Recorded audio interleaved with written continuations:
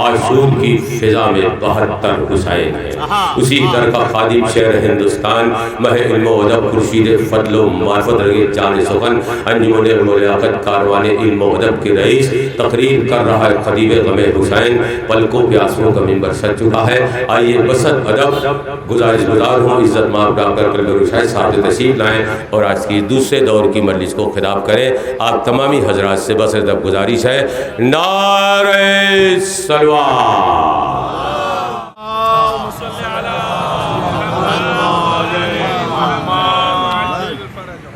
فاتحہ۔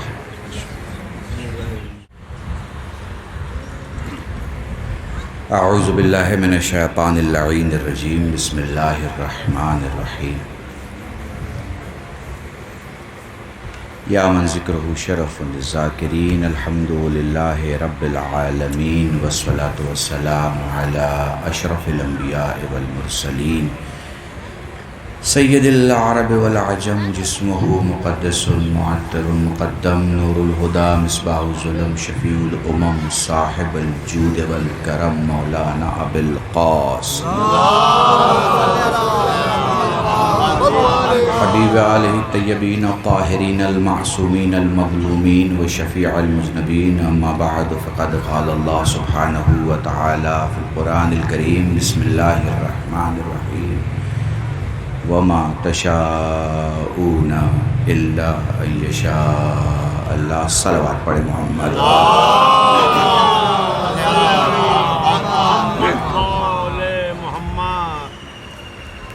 ماشاءاللہ میں دیکھ رہا ہوں نظامت کرنے والے، مرثیہ پڑھنے والے، مولا کا قصیدہ پڑھنے والے، مولا کی مجلس پڑھنے والے، مولا کی مجلس سننے والے،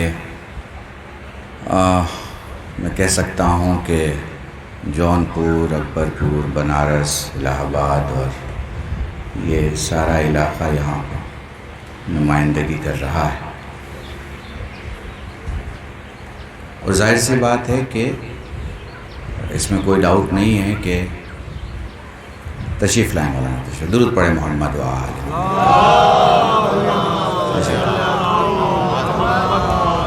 اس طرف آ جائیں، درود پڑھیں محمد وآلہ۔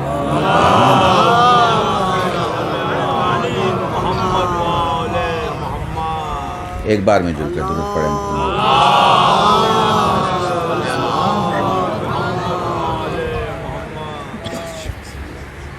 اس میں شک نہیں ہے کہ آپ سب مجلسی ہیں اور مجلس سننے کے لیے یہاں بھی آئے ہیں اور ہر جگہ بھی جاتے ہوں گے، مگر اس سے بھی انکار نہیں کیا جا سکتا کہ جس مرحوم کی مجلس ہے اس نے ریلیجیس لائف اور سوشل لائف کا ایک نمونہ آپ کے سامنے رکھا کہ کیسے غیروں کے ساتھ برتاؤ کرنا، کیسے اپنوں کے ساتھ برتاؤ کرنا، کیسے غیروں میں اپنائیت بانٹنا، کیسے اپنوں کو غیر ہونے سے بچانا۔ میرے اس جملے کے بعد میں آپ کے روتے چہرے اور بھیگتی آنکھوں کو محسوس کر پا رہا ہوں۔ یہ بھی کوئی مرنے کی عمر ہوتی ہے کیا؟ جس سن و سال میں وہ آپ کا ساتھ دیتے دیتے دنیا سے چلا گیا، تو اب ایک مجلس آپ میرے چھوٹے بھائی سے سن چکے ہیں، اور بہرحال گرمی اور یہ سب، اور پھر نظر کا اہتمام اور یہ سب ساری چیزیں دیکھتے ہوئے، آپ جانتے ہیں میں 35-45 منٹ مجلس پڑھتا ہوں، زیادہ لمبی مجلس نہیں پڑھتا، مگر میں کوشش کروں گا کہ اس کیریکٹر کو آپ پس منظر میں رکھیے گا، بہت ضروری ہے۔ یہ گاؤں کا پردھان ہونا کبھی کبھی امامے سے زیادہ خدمت کروا لیتا ہے، یہ آپ اس کو شاید نہیں محسوس کر پائیں گے، میں سیاست میں محسوس کرتا ہوں کہ اس کی کیا اہمیت ہے۔ جیسے ہم لوگ جب حوزے میں جاتے ہیں تو ہم محسوس کر پاتے ہیں کہ صحیح سے لمحہ پڑھنا کیا ہے، مقاصد پڑھنا کیا ہے، درس خارج میں جانا کیا ہے۔ یہاں شاید اتنی سیریسنس نہیں ہے، مگر پولیٹکس میں اس کی بہت اہمیت ہے، بہت۔ اور ہم نے کبھی سیاست کو معاویہ کی جاگیر نہیں مانا، میں نے بہت بڑا جملہ کہا، خدا کی قسم، اس ممبر کی قسم، اس لباس کی قسم جو ہم نے پہنا ہے، ہم نے کبھی سیاست کو معاویہ کی جاگیر نہیں مانا۔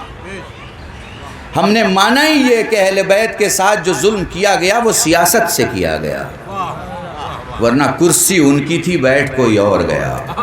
پتہ نہیں میں آپ کو سمجھا پا رہا ہوں۔ مسند ان کی تھی بھائی، مقام ان کا تھا، چیئر ان کا تھا، قابض کوئی اور ہو گیا۔ وہ جو قابض ہوا اس کا مقابلہ کیا آپ صرف اور نحو پڑھ کے کریں گے؟ اس کا مقابلہ کیا آپ لاطینی اور عربی اور فرینچ جان کے کریں گے؟ نہیں، اس کا مقابلہ آپ رننیتی جان کے کریں گے۔ ہندی کا جملہ استعمال کر رہا ہوں تاکہ آپ بہکے نہیں کہ قلب رشید نے کیا پڑھا۔ وکیل صاحب بیٹھے ہیں، یہ مجھے بتائیں گے اور محسوس کریں گے کہ ہاں قلب رشید صحیح پڑھ رہے ہیں۔ رننیتی آپ اس لیے منزل پہ نہیں پہنچیں گے کہ آپ کی گاڑی بہت اچھی ہے یا گاڑی میں تیل بہت ہے، اس لیے منزل پہ پہنچیں گے کہ آپ کو راستہ معلوم ہے۔ میں نے پڑھ دیا سب کچھ آپ کے سامنے۔ راستے معلوم کرنے کو اور معلوم ہونے کو سیاست میں رننیتی کہتے ہیں، اور یہ رننیتی آپ کو اہل بیت سے ملتی ہے۔ موضوع میرا بالکل الگ ہوگا، مگر میں کوشش کروں گا کہ اس سفر میں آپ سے ذرا بھی جدا نہ رہوں۔ میری کوشش یہ رہتی ہے، دیکھیے میں ہمیشہ بولتا ہوں کہ قلب رشید کی مجلس سمجھنے کے لیے چھٹی کلاس فیل بھی ہوگا سمجھ جائے گا، بس پیٹ پاک ہو اور نسل پاک۔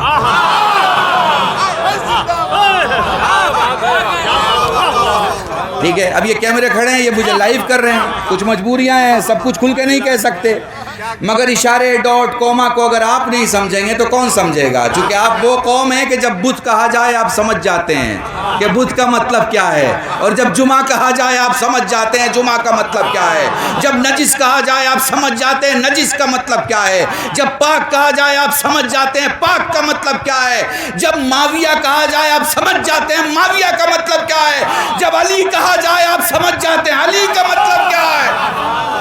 درود پڑھے محمد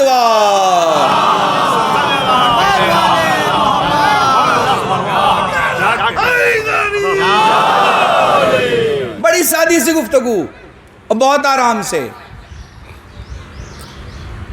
معرفت میرے ایک موضوع ہے، علماء میرے بھائی سب بیٹھے ہوئے ہیں، کچھ باتیں ہم اپنے مولویوں کے لیے اور کچھ آپ کے لیے۔ معرفت، محبت، عشق اور حسین، گفتگو اس پہ رہے گی مگر بہت کم وقت میں۔ کوشش کروں گا کہ بہت ہی کم الفاظ میں ڈھیر سارے معنی آپ کے سامنے ہوں، چونکہ آج کل جو زمانہ چل رہا ہے اس میں گفتگو بہت بڑی پسند نہیں کی جاتی، مختصر ہو مگر مکمل۔ ٹی وی میں بھی آپ نے دیکھا ہوگا، 4 رائے دینے والے لوگ ہوتے ہیں، اینکر پوچھتا ہے سر آپ کا کیا کہنا ہے، اور انہوں نے اپنی سیاست شروع کر دی۔ ٹی وی والے نے کہا بھائی صاحب یہ گیان ہمیں مت دیجیے، مدعے کی بات کیجیے۔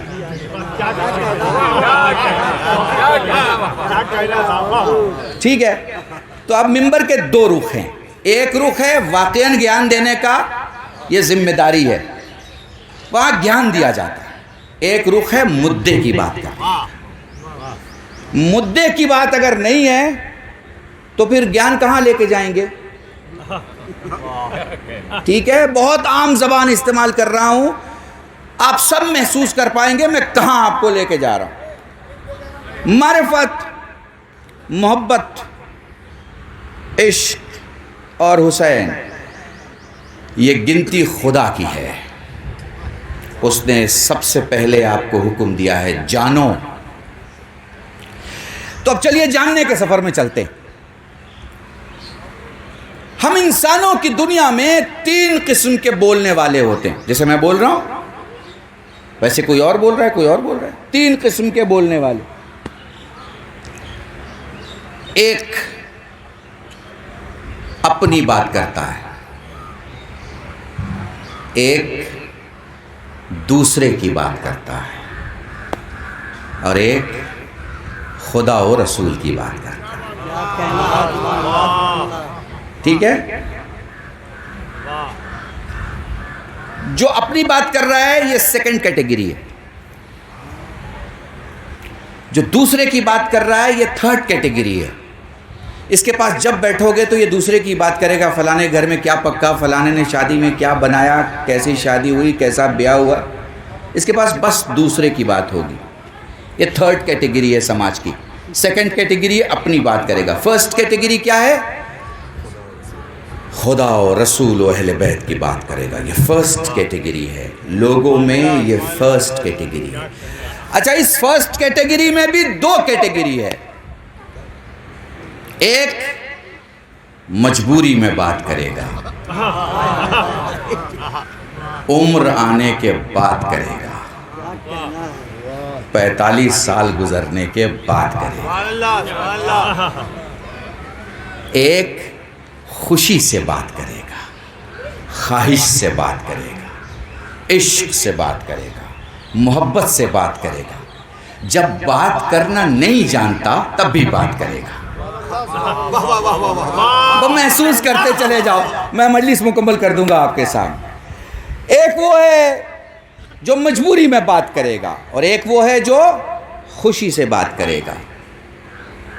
اچھا، یہ جب بات کرے گا تو اپنی بات نہیں کرے گا، یہ اپنے خدا کی بات کرے گا، اپنے رسول کی بات کرے گا، اپنے مولا کی بات کرے گا. جب مولا کی بات کیا کرے تو دیکھا کرو اس کا چہرہ صرف اس کا آئینہ نہیں، اس کے شجرے کا آئینہ بن جاتا ہے.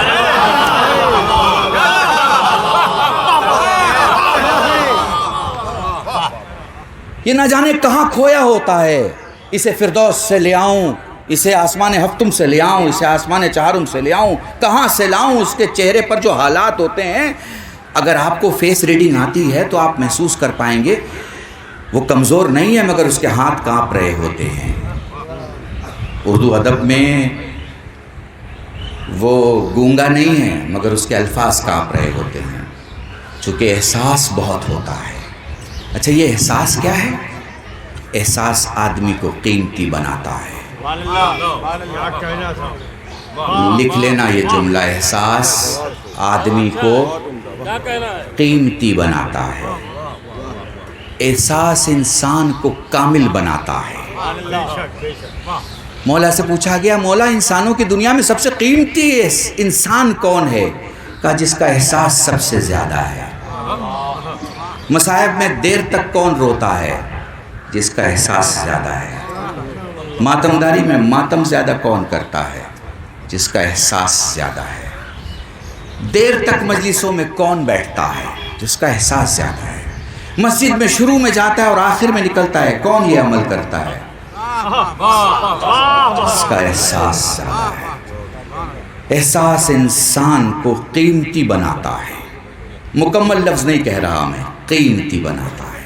اب ذرا اس سفر پہ چلیے گا اور آپ محسوس کر پائیں گے میں آپ کو کہاں لے جا رہا ہوں. احساس ممکن ہے. ایکانت آدمی جو آپ کے محلے میں کروڑ پتی نہ ہو، ممکن ہے اس کے پاس بنگلہ نہ ہو، کوٹھی نہ ہو، گاڑی نہ ہو، مگر حساس ہے. وہ کوٹھی والے سے، گاڑی والے سے، بنگلے والے سے بڑا کیسے ہو گیا؟ تو میں ایک مثال دوں آپ کو.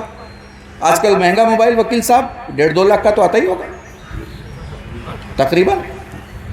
یہ 2 لاکھ کا موبائل اٹھا کے لے آئیے، یہ چلے گا؟ آپ کہیں گے نہیں مولانا یہ نہیں چلے گا. تو پھر اس کی پہلی ڈیمانڈ کیا ہوگی؟ اس 2 لاکھ کی موبائل کی پہلی ڈیمانڈ کیا ہوگی؟ آپ کہیں گے مولانا پہلی ڈیمانڈ ہوگی کہ 150 کی سم ڈالو.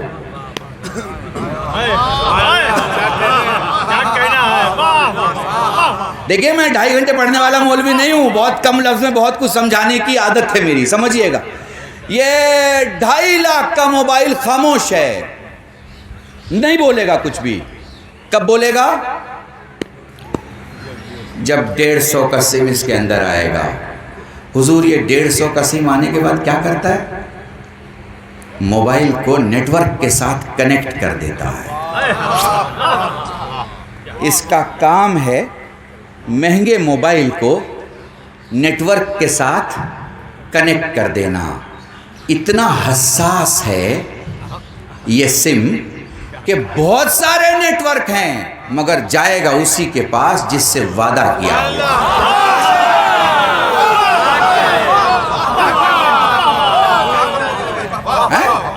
ایک جملہ چونکہ آپ سیاست ذہنیت کو سمجھتے ہیں، ایک جملہ کہنے جا رہا ہوں، ٹھیک ہے؟ جیسے ایئرٹیل کا سم ہو، وہیں بازو میں سرکاری نیٹ ورک ٹہل رہا ہے BSNL، مگر کنیکٹ نہیں ہوگا چونکہ بیعت نہیں ہے اس سے۔ درود پڑھیں محمد و آل محمد۔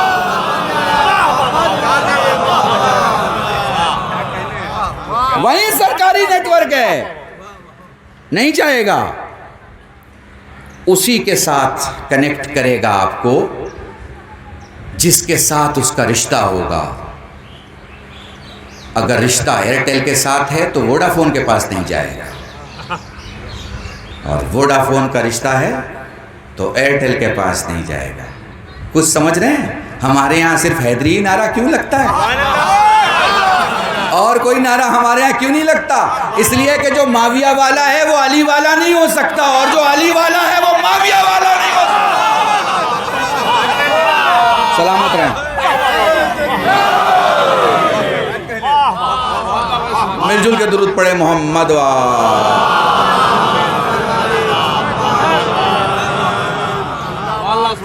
محسوس کر رہے ہیں؟ تو دیکھیے جو جتنا حساس ہے اس کی اتنی ویلیو ہے۔ آپ حساس ہیں کیونکہ جب خوشی کی بات ہوتی ہے تو فوراً ریئیکشن باہر آتا ہے، یہ حساس ہونے کی دلیل ہے۔ ایک جملہ پھر کہہ رہا ہوں، ہم حساس قوم ہیں، ہمارے کسی عالم کو اپنی قوم کو کہنا نہیں پڑتا کہ کہو سبحان اللہ۔ وکیل صاحب پوری توجہ، ہمارے کسی عالم کو کبھی نہیں کہنا پڑتا۔ حساس قوم ہے، حساس قوم ہے، جانتی ہے کہاں خاموش رہنا کہاں بولنا، جانتی ہے بولنا ہے تو کیا بولنا، جانتی ہے کہ زندہ باد کہاں بولنا مرد آباد کہاں بولنا، جانتی ہے کس کے جواب میں کیا بولنا۔ زندہ قوم ہے، حساس قوم ہے، کسی کے سکھائے پہ نہیں چلتی، اس کے ارادے پہ چلتی ہے۔ ارادہ انسان کو کامل بناتا ہے۔ اڑتا تو مچھر بھی بہت زیادہ ہے، مگر ارادہ کمزور ہونے کی وجہ سے وہاں پہنچ نہیں پاتا جہاں پہنچنا چاہتا ہے۔ یہ میں نہیں کہہ رہا، میری خطابت نہیں ہے، یہ آپ کے امام نے کہا ہے۔ بننا ہے تو یا لینے والا بنو یا دینے والا بنو، مطلب یا اسٹوڈنٹ بنو یا پروفیسر بنو، مچھر مت بنو کہ جو اڑتا تو اپنے پروں سے ہے مگر منزل پر اپنے ارادے سے نہیں پہنچ پاتا۔ میرا پہلا جملہ آپ کو ذہن میں ہے، آپ کے ذہن میں ہے، ارادہ۔ ارادہ کون رکھے گا؟ جو حساس ہو، اور یہ حساس کون ہے؟ ہم ہیں، شیعہ اثنا عشری۔ اللہ کا کرم ہے کہ ہندوستان میں ہم نہ تقیہ میں، ایٹ لیسٹ آزادی کے بعد کی گفتگو کرو، نہ تقیہ میں تھے نہ ہیں، اور الحمدللہ نہ رہیں گے۔ وقت نہیں ہے کہ ہم کچھ چھپائیں، وقت یہ ہے کہ ہم بتائیں۔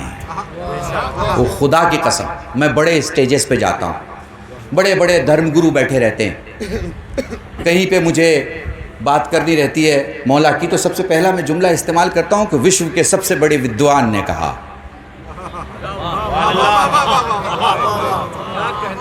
آپ مجھے دکھائیے علی سے بڑا کوئی ودوان ہے تو مجھے دکھا دیجیے۔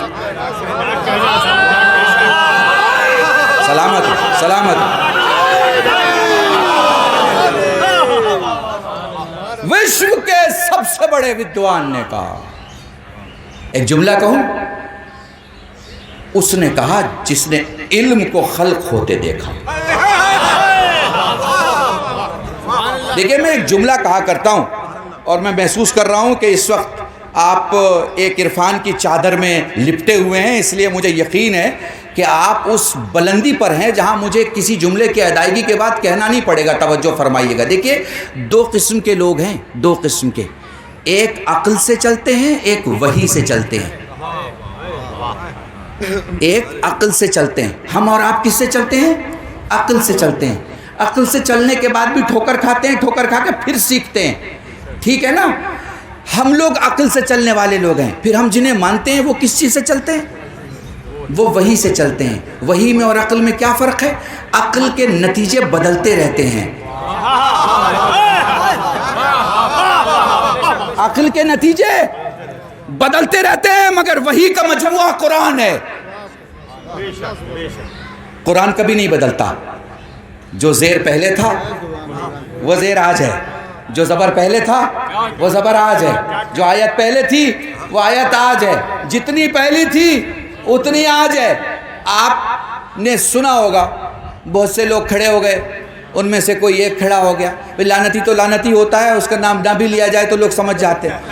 ان کا جی ہم یہ بدل دیں گے وہ بدل دیں گے. اپنے محلے کی گلی تو بدل نہیں پائے، قرآن بدلنے نکلے تھے.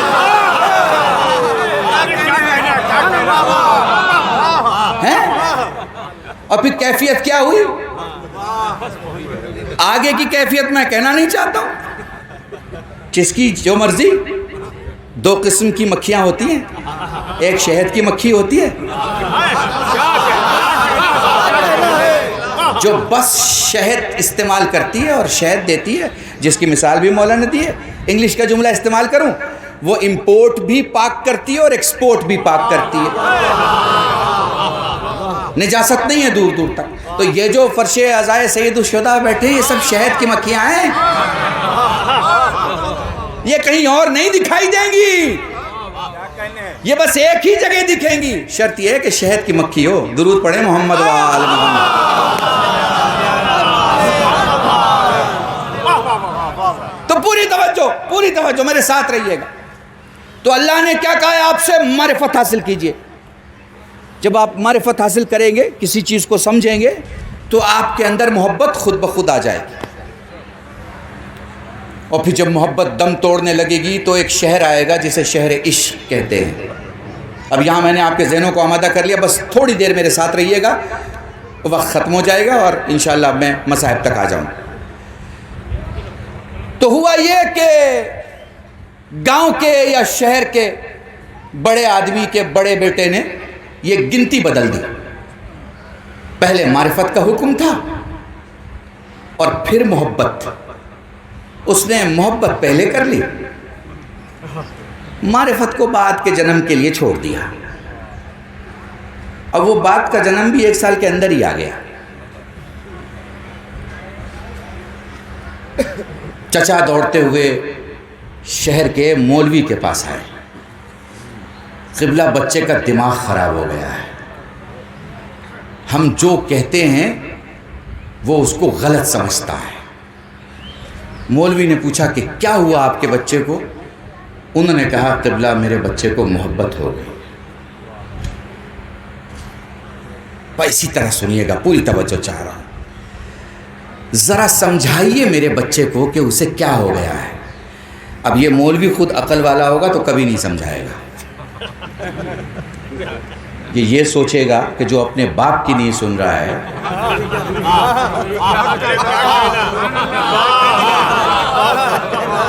وہ میری کیا سنے گا. تو پھر کیا کہانی ہوئی؟ بہت کوشش کرے گا مولوی تو یہ جانچنے کی کوشش کرے گا کہ بخار کتنا چڑھا ہوا ہے. بھئی باپ خراب لگ رہا ہے، ماں خراب لگ رہی ہے، گھر خراب لگ رہا ہے، باتیں خراب لگ رہی ہیں، کہیں میں بھی تو خراب نہیں لگ رہا. یہی تو ہوگا. بیٹا تم نہیں سمجھ رہے ہو، تم چہرہ دیکھ رہے ہو، میں خاندان دیکھ رہا ہوں. بیٹا کہتا ہے بابا آپ کو تو ہمیشہ اتنی دور کی سوچتی ہے کہ سامنے کی دکھائی نہیں دیتی. یہی ہوتا ہے ہم سب کی دنیا میں، سماجی دنیا میں یہی ہوتا ہے. بچے نے کہا بیٹا یہ تمہارا ارادہ ٹھیک نہیں ہے. اچھا بابا آپ کو کیا غلطی دکھائی دیتی ہے؟ بیٹے نے کہا، باپ نے کہا بیٹا تمہارے خاندان کے لیے ٹھیک نہیں ہے، گھر میں موجود تمہاری بہنوں کے لیے ٹھیک نہیں ہے، تمہارے بھائیوں کے لیے ٹھیک نہیں ہے.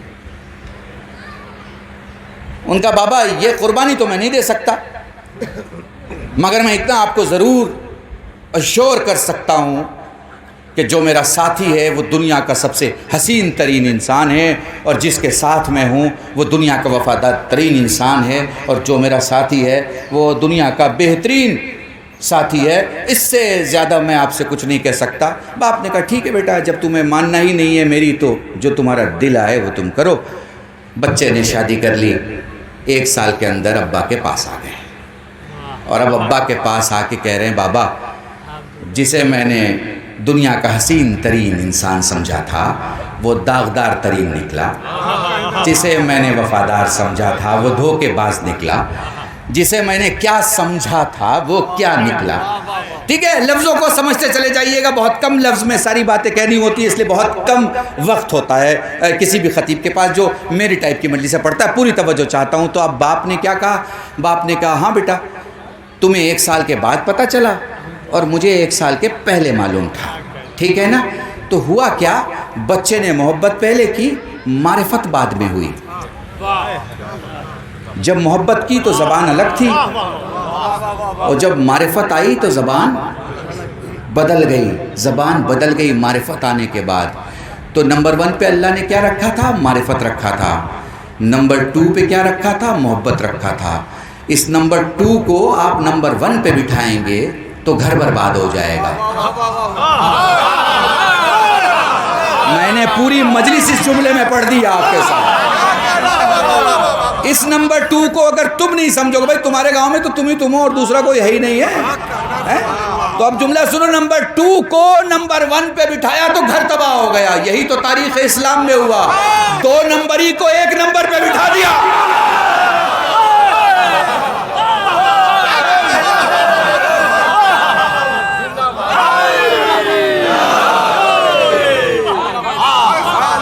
درود پڑھیں محمد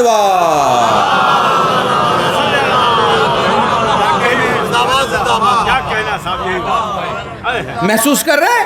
دیکھیں بھائی میں اردو میں بول رہا ہوں، یہ لفظ کا استفادہ ہے، اور لفظ کے استفادے سے کم میں اپنی قوم کو یہ بتا رہا ہوں، ہمارے یہاں دوسرا نمبر ہے ہی نہیں۔ ہمارے یہاں نمبر 2 ہے ہی نہیں بھائی۔ آپ کہیں گے وہ کیسے؟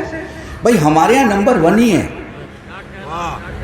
جب ہم رسول کو مانتے ہیں تو وہ نمبر 1 ہے، انبیاء اوصیاء سب میں نمبر 1 ہے۔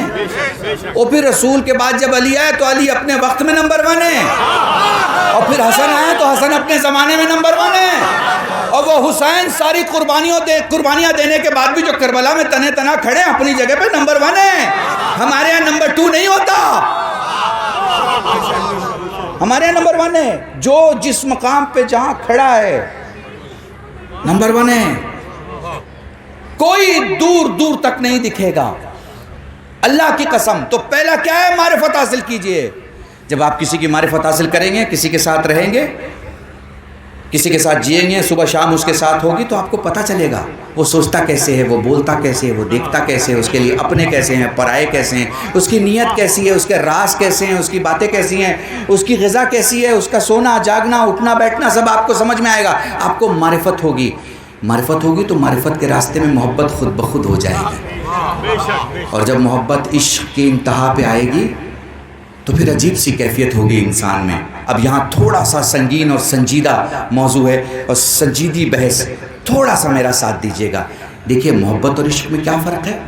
محبت میں آپ بھی دکھائی دیتے ہیں اور سامنے والا بھی دکھائی دیتا ہے۔ جیسے ایک کمرہ ہے، ایک ٹیبل ہے، کھڑکی سے سورج کی روشنی آ رہی ہے، دائیں بائیں طرف الماری ہے، ایک کافی کا کپ رکھا ہوا ہے، ایک پیپر آپ پڑھ رہے ہیں۔ آپ کو کیا کیا دکھ رہا ہے؟ پیپر بھی دکھ رہا ہے، ٹیبل بھی دکھ رہا ہے، چائے کا کپ بھی دکھ رہا ہے، الماری بھی دکھ رہی ہے، کھڑکی بھی دکھ رہی ہے، کھڑکی سے آتی ہوئی سورج کی کرنیں اور اجالا بھی دکھ رہا ہے۔ آپ کو سب کچھ دکھ رہا ہے، یہ محبت ہے۔ اب میں آپ کو وہاں سے اٹھاؤں اور سورج کے پاس پہنچا دوں اور پھر آپ سے سوال کروں بتائیے کیا دکھ رہا ہے، تو آپ کہیں گے مجھے صرف سورج دکھ رہا ہے اور سورج کے سوا کچھ نہیں دکھ رہا۔ اللہ کی قسم اگر میں یہ سمجھا پایا تو میں سمجھوں گا میں نے مجلس پڑھ لی۔ مجھے صرف سورج دکھ رہا ہے، سورج کے سوا کچھ نہیں دکھ رہا۔ یہ عشق ہے، یہ عشق ہے جب آپ کو اس کے علاوہ کچھ نہ دکھتا ہو۔ یہ عشق ہے۔ آپ نے اور اور حسین میں کیا فرق ہے؟ آپ میں اور حسین میں کیا فرق ہے؟ آپ خدا سے محبت کر سکتے ہیں، اس سے زیادہ نہیں۔ وہ عشق کرتا ہے خدا سے، عشق۔ اور جب عشق کرتا ہے تو محبت اور عشق کرنے والوں میں کیا فرق ہے؟ بنیادی فرق ہے۔ کسی محبت کرنے والے سے پوچھئے بھیا آپ کی محبت، کہنے لگے صاحب دنیا میں سب سے اچھی، اللہ نے اولاد دے دی۔ اب پوچھئے جا کے بچے کی محبت بڑی ہے آپ دونوں کی؟ وہ کہیں گے صاحب کیا سوال کر رہے ہیں، اولاد کی محبت سے بھی بڑی کوئی چیز ہوتی ہے؟ تو جب محبت ہوتی ہے تو اس کا ثمرہ، اولاد جب سامنے آتی ہے تو محبت سجدہ کرنے لگتی ہے، کہتی اس سے بڑھ کر محبت بھی نہیں، اس سے بڑھ کر محبت بھی نہیں۔ یعنی اولاد کے سامنے محبت ختم ہو جاتی ہے، جھک جاتی ہے، فنا کر دیتی ہے خود کو، بولتی ہے سب سے بڑی چیز ہے اولاد۔ مگر جب عشق ہو اور مرکز عشق خدا ہو اور کرنے والا حسین ہو تو علی اکبر جیسے بیٹے کی قربانی سے پاؤں نہیں کانپتے۔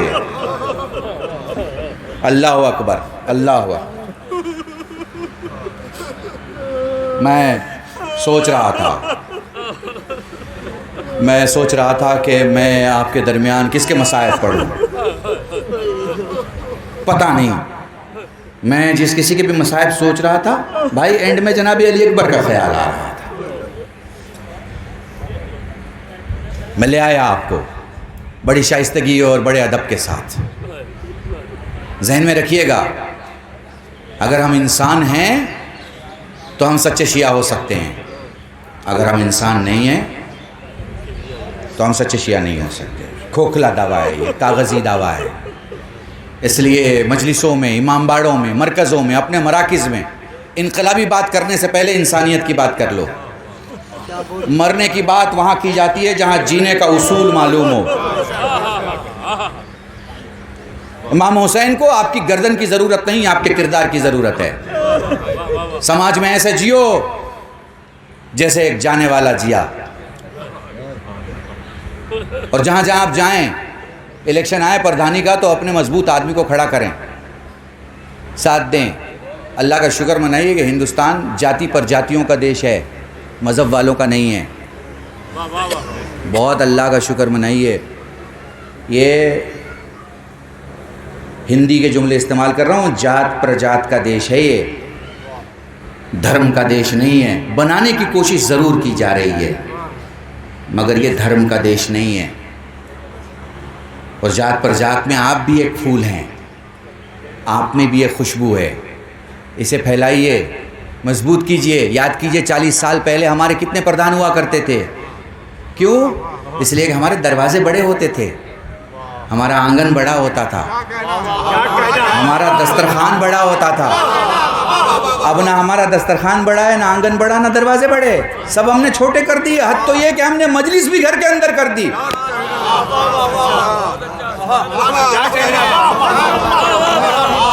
باہر آؤ، خدا کی قسم، میرا وہ جوان جو مرثیہ پڑھتا ہے، نوحہ پڑھتا ہے، میرا وہ جوان جو قصیدہ پڑھتا ہے، شاعری کرتا ہے، کسی بھی پولیٹیکل منچ پہ 5 منٹ بول کے آئے گا، سب کی زبانیں بند ہو جائیں گی۔ چونکہ فرش اعضاء سے جو زبان ملتی ہے وہ کاٹی تو جا سکتی ہے، دبائی نہیں جا سکتی۔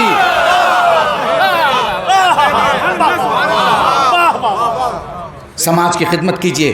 میں مصائب پہ آ گیا تھا لیکن مجھ پہ واجب ہے کہ یہ ذمہ داری میں نبھاؤں۔ ہمارے اندر سوشل ایکٹیویٹی بہت کمزور ہو گئی ہے، بہت ہی نہ کے برابر ہو گئی ہے۔ میں نے شاید دہیاور میں بھی یہ جملہ دہرایا ہے، کئی جگہ آپ سنتے ہوں گے، میں ہمیشہ یہ جملے دہراتا ہوں۔ آپ میں سے ہر آدمی اپنے آپ سے سوال کرے، جونپور، الہ آباد، کانپور، یہ جو ہمارا اتر پردیش کا علاقہ ہے، اس کے ڈسٹرکٹ سینٹر میں کون آدمی ہے جو 1 کلو سیب لے کے اجنبی غریب مزدور مریض کو کھلانے کے لیے گیا ہے؟ آپ مجھے بتائیے۔ آپ کو لگے گا کہ نہیں بھائی کوئی نہیں گیا، کیا آپ کے امام نے نہیں سکھایا؟ آپ کو نہیں پتا امام علی کو دفن کرنے کے بعد حسنین علیہ السلام جب واپس لوٹے تو 3 لوگوں کو دیکھا رو رہے ہیں؟ کون تھے وہ بھائی جو رو رہے تھے؟ علی کی سوشل ذمہ داری آپ کو سمجھ میں آ رہی ہے، دکھائی دے رہی ہے؟ بھائی تاریخ پڑھی ہے آپ نے، مولوی آپ کو سناتے ہیں، آپ رو کے ختم کر دیتے ہیں، آپ کیریکٹر یاد نہیں کرتے۔ علی کا کیریکٹر دیکھیے، آپ دیکھیے علی کا کیریکٹر، 3 لوگ رو رہے ہیں، امام حسن سے کہتے ہیں وہ آنے والا جو آ کے ہمیں کھلایا کرتا تھا، جو ہمیں دوا دیا کرتا تھا، جو ہمارے زخموں پہ مرہم لگایا کرتا تھا، وہ نہیں رہا۔ کیسے پتا چلا نہیں رہا؟ کیونکہ امام حسن نے بتایا۔ ٹھیک ہے نا، بتا رہے تھے نا کوئی تھا جو کھلانے آتا تھا۔ 3 چیزیں آپ کو دکھی نا، یہی تو سوشل میسج ہے۔ خدا کے واسطے سوشل میسج کو پھیلاؤ، خدا کے واسطے فرش ازا کو بڑا کرو اور بڑا کرو، خدا کے واسطے سے لوگوں کو لاؤ تاکہ ان کو پتہ چلے کہ یزید کتنا لعنتی تھا اور حسین کتنا زندہ باد ہے۔ اور ایک جملہ کہنے جا رہا ہوں، 2,60,00,000 وہابی ہیں تمہارے دیش میں۔ اگر تم نے فرش ازا چھوٹا کیا تو آنے والا 100 سال اچھا نہیں رہے گا۔ کوئی علاج نہیں ہے تمہارے پاس، صرف اور صرف ایک ہی علاج ہے، ایک ہی علاج، حسینی ویکسینیشن، اور کچھ نہیں ہے۔ کیا ہے بھیا، مولوی آیا 1 گھنٹے تقریر کی، آپ نے اسے ہدیہ دیا چلا گیا، آپ نے کہا ہی نہیں کیا پڑھیے، آپ نے اپنے علاقے کی کمزوری، اپنے علاقے کی ضعیفی، اپنے علاقے کی صحیح باتیں غلط باتیں اسے شیئر ہی نہیں کی۔ اس نے وہ پڑھا جو اسے پڑھنا تھا، چلا گیا، آپ نے نعرے لگا لیے، اس کے بایو ڈاٹا میں ایک نام ایڈ ہو گیا کہ فلانی جگہ بہت کامیاب مجلس پڑھ کے آ رہا ہوں، ختم ہو گئی بات۔ فرش ازا یہ مختار پیدا کرتا ہے۔ ہاں، یہ جملہ نہیں کہ عزادار پیدا کرتا ہے، نہیں، عزادار بننے کے لیے پہلے مختار ہوگا پھر عزادار ہوگا۔ مختار پیدا کرتا ہے یہ۔ اور میں نے بمبئی میں بھرے مجمع میں ایک جملہ کہا تھا، شیعہ کا ہر بچہ ایک مختار ہوتا ہے، بس ابن زیاد کے سامنے آنے کی دیر ہوتی ہے، مختار باہر آ جاتا ہے۔ درود پڑھیں محمد وآل محمد۔ بس میرے عزیزان، میں نے کوشش کی کہ میں ایک موضوع آپ کے سامنے مکمل کروں۔ سوشل مضبوط کرو، غریب ہے تو اس کی مدد کرو، پڑوس میں پریشان حال ہے اس کی پریشانی دور کرو۔ میں پریشان ہوں، آپ کے یہاں پانی کا نل لگتا ہے، نجفی ہاؤس سے پیسہ آنے کے بعد، ارے بھائی ہمارے علاقے میں اتنا پیسہ ہے کہ ہم شیعہ تو شیعہ غریبوں کے یہاں پانی کے نل لگائیں۔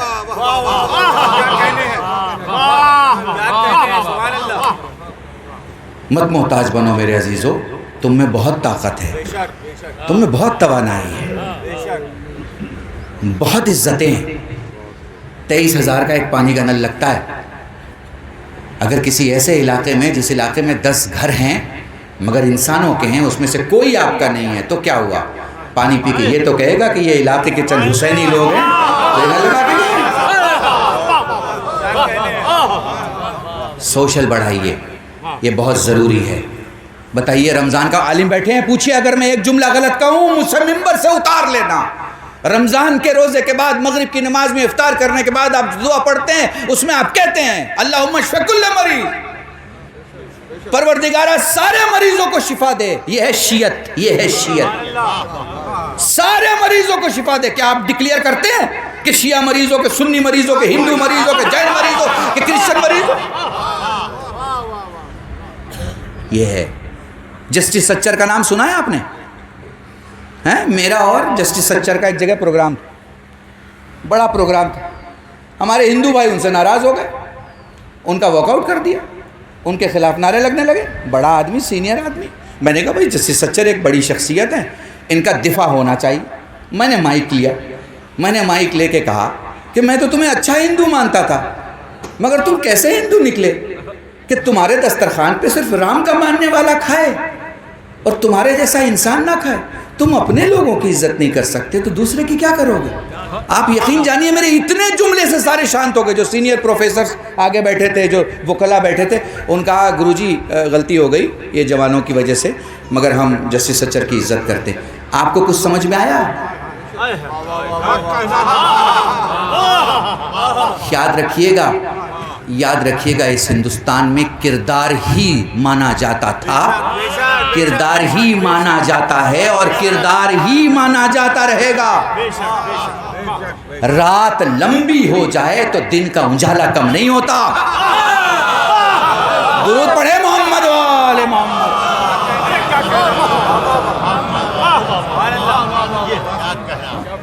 بس میرے عزیزان، میری مجبوریاں ہیں، میں بہت کچھ نہیں کہہ سکتا آپ سے، آپ کو سمجھنا ہوگا شیعت ایک بہت بلند، دیکھیے ہر لفظ کا، مصائب سے پہلے ایک جملہ، ہر لفظ کا ایک مطلب ہوتا ہے۔ میں نے کہا رکوع، تو آپ سمجھ گئے نا کہ ہاتھ گھٹنوں پہ ہوں گے، ہیں، آدمی جھکا ہوا ہوگا۔ میں نے کہا قنوت، تو آپ سمجھ گئے نا آدمی کھڑا ہوگا، ہیں، ہاتھوں کا قبلہ آسمان بنا ہوا ہوگا، سمجھ گئے نا آپ۔ میں نے کہا سجدہ، تو آپ سمجھ گئے نا۔ اسی طرح شیعہ ہے، شیعہ، میں نے جب کہہ دیا شیعہ تو لوگ سمجھ جاتے ہیں ابو ذر کی بات ہو رہی ہے، لوگ سمجھ جاتے ہیں بغداد کی بات ہو رہی ہے، لوگ سمجھ جاتے ہیں سلمان کی بات ہو رہی ہے، لوگ سمجھ جاتے ہیں حذیفہ یمان کی بات ہو رہی ہے۔ اور کم سے کم ہندوستان میں اگر کم سے کم کوئی نام لوگے تو خواجہ معین الدین چشتی علیہ الرحمہ، جو اپنا عقیدہ ان الفاظ میں بیان کرتا ہے، شاست حسین، بادشاست حسین، دین است حسین، دی پناست حسین۔ بس میرے عزیز، حسین عشق ہے، جسے ہو جائے وہ یزیدیوں کی بستی کو برداشت نہیں کر سکتا، وہ ظلم اور ظالم کو برداشت نہیں کر سکتا۔ بس میرے عزیزان، اتنی بڑی قربانی، علی اکبر کی قربانی، مگر حسین کے پاؤں نہیں کانپ رہے۔ حالانکہ مجھے معلوم ہے کہ ایک ایسے بھائی کی موت کی مجلس پڑھ رہا ہوں 40ویں کی، جس کا بھائی زندہ ہے، اور بڑا سخت ہوتا ہے بھائی زندہ ہو اور بھائی دنیا سے چلا جائے۔ وہ جناب عباس کے لیے بھی یہ جملہ ہے، جب اپنے چھوٹے بھائی کو آمادہ کر رہے تھے، گفتگو کر رہے تھے، تو حسین نے جناب عباس کو کہا ٹھہرو عباس، مجھے اسے آمادہ کرنے دو۔ میں محسوس کر رہا ہوں آپ بڑے دور دور سے آئے ہیں اور تڑپ رہے ہیں حسین پر رونے کے لیے۔ یہ کردار ہے، کردار جو آپ کو رلاتا ہے، یہ قسم ہے جو آپ نے کھائی ہے، یہ وعدہ ہے جو آپ نے کیا ہے۔ آپ کسی خطیب کی خطابت اور انداز خطابت اور مصائب کی روایت سے نہیں، بلکہ آپ تو سکینہ کی مصیبت سنتے ہیں۔ جزاکم اللہ، خدا تمہیں کوئی غم نہ دے۔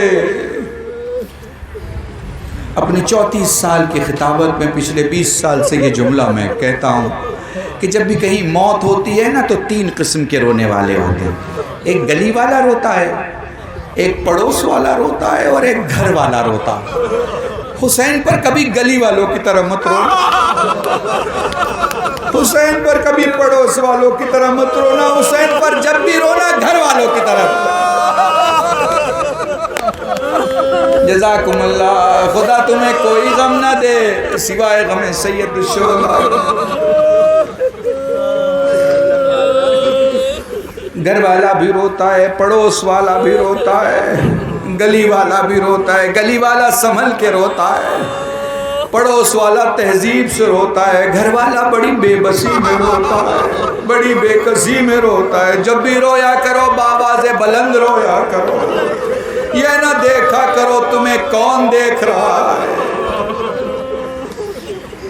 بڑے آرام آرام سے پڑھوں گا۔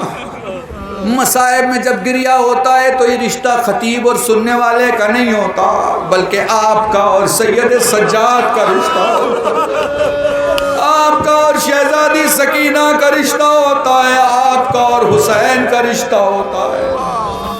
جزاکم اللہ۔ جب بھی سوچا کرو، اپنے تصور میں خود کو اپنی جگہ سے بلند کر کے کربلا چلو، میں تمہیں مقتل لے کے چلتا ہوں۔ چند روایت مصائب کی سن لو بڑے آرام سے۔ ابھی آپ نے اس تاریخ کو منایا، چند دن پہلے حسین مدینے سے نکلے، اپنی نانی ام سلمہ کے پاس کھڑے ہو کے مولا حسین فرماتے ہیں نانی تیرا نواسا جا رہا ہے، میرے لال کہاں جا رہا ہے؟ نانی عراق جا رہا ہوں۔ نام سنتے ہی لیٹی ہوئی ام سلمہ اٹھ کے بیٹھ گئے۔ نانی کچھ یاد آیا، نانی وہ شیشی یاد آئی جو نانا نے آپ کے حوالے کی تھی۔ نانی کیا آپ کا کربلا دیکھنا چاہتی ہے، فرمانے لگے لال تو امام وقت ہے، تو چاہے تو دکھا سکتا ہے۔ حسین نے اشارہ کیا، زمین کربلا بلند ہوئی۔ نانی یہ وہ مقام ہے جہاں میں اپنے اصغر کی قبر بناؤں گا، نانی یہ وہ مقام ہے جہاں میرے عباس کے بازو کٹ کے گریں گے، نانی یہ وہ مقام ہے جہاں تیرا حسین غریب ہو جائے گا۔ پلٹ کے ام سلمہ نے کہا میرے لال تو غریب ہو جائے گا، میں نہیں سمجھی، نانی یہ وہ مقام ہے جہاں میرے آگے بھی قاسم ہوگا، میرے پیچھے بھی قاسم ہوگا، نانی میرا زندہ قاسم ٹکڑوں میں بٹ چکا ہوگا۔ علامہ مرحوم رشید ترابی صاحب کا جملہ نقل کر رہا ہوں، مرحوم مغفور فرمایا کرتے تھے حسین قاسم کے لاشوں کے ٹکڑوں کے درمیان بیٹھ گئے، امامہ اتار کے زمین پہ رکھا، آسمان دیکھ کے فرماتے واہ غربتا، میرے اللہ میں غریب ہو گیا۔ جزاکم اللہ جزاکم اللہ۔ پھر فرماتے نانی یہ وہ مقام ہے، نانی یہ وہ مقام ہے جہاں میرا علی اکبر گھوڑے سے زمین پہ آئے گا۔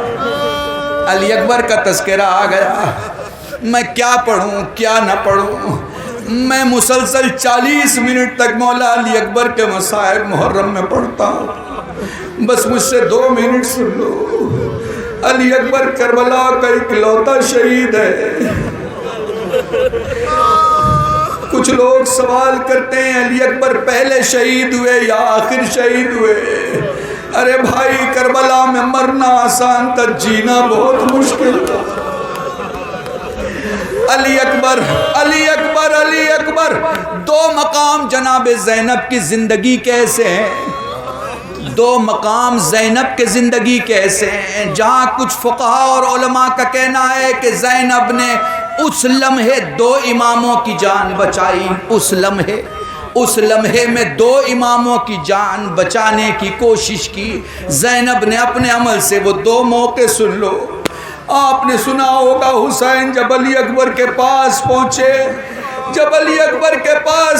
اور برچھی کھینچی تو آپ نے علماء سے سنا ہوگا زینب موجود تھی، آپ نے سنا ہوگا زینب نے کہا بھیا میں آ رہی ہوں۔ کچھ علماء کہتے ہیں جناب زینب امام حسین سے پہلے پہنچی تھی۔ یہ ساری روایتوں کو اگر میں الگ رکھوں تو جو چیزیں سمجھ میں آتی ہے وہ یہ کہ زینب چاہتی تھی پہنچ کے کہیں ایسا نہ ہو کہ علی اکبر گود میں ہو اور حسین کی روح نکل جائے۔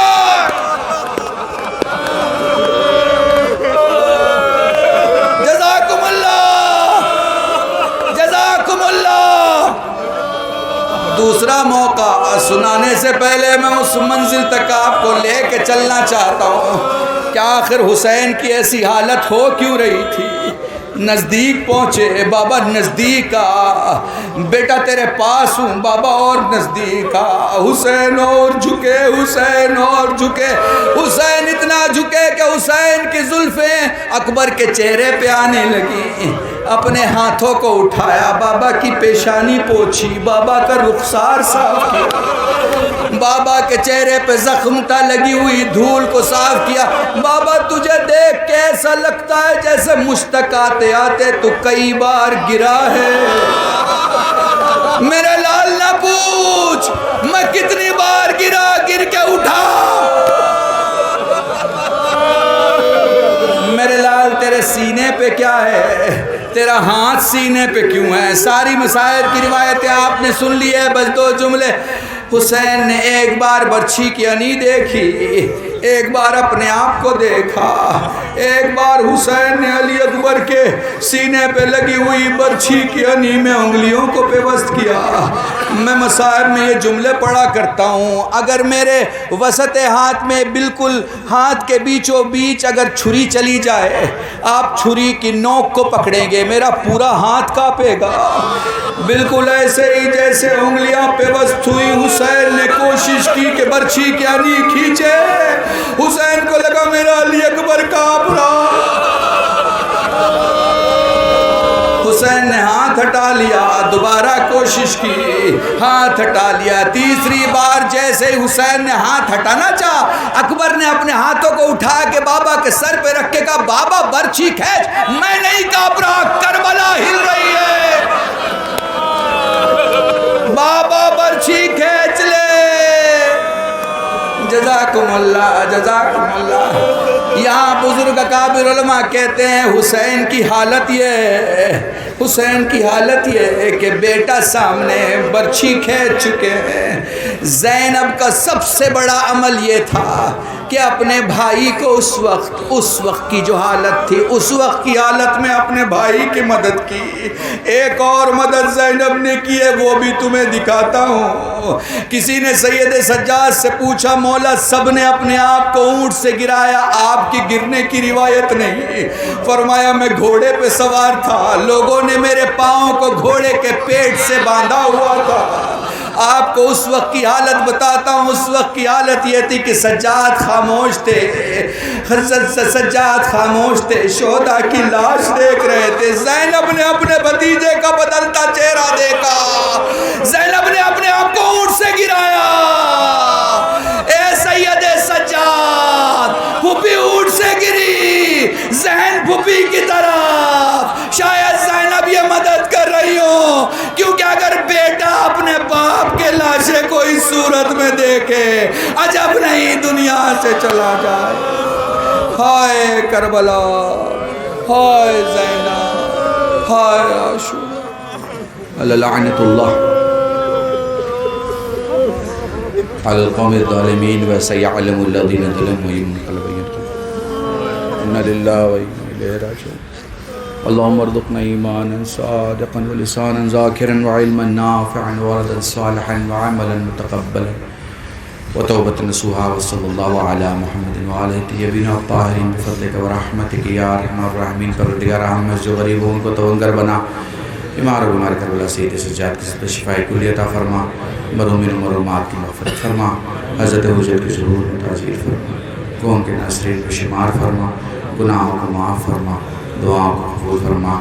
الہی بحق زہرا دنیا میں جہاں کہیں بھی انسانیت پریشان حال ہو، انسانیت کی مدد فرما، جہاں کہیں بھی مسلمان پریشان حال ہو، مسلمانوں کی مدد فرما، جہاں کہیں بھی شیعہ حیدر کرار پریشان ہو، ربی بھی آپ کو آپ کے بابا کا واسطہ اور آپ کے بیٹے حسین کا واسطہ سب کی حفاظت فرما، حضرت حجت کے ظہور میں تعجیل فرما، سب کو ان کے ناصرین میں شمار فرما۔ ربنا تقبل منا انک انت السمیع العلیم، بحق محمد وآلہ الطیبین الطاہرین، بفضلک ورحمتک یا ارحم الراحمین۔ حضرات ایک مرتبہ سورہ الحمد، 3 مرتبہ سورہ مبارک اخلاص کی تلاوت فرما، مرحوم کے روح کو ایثار فرما۔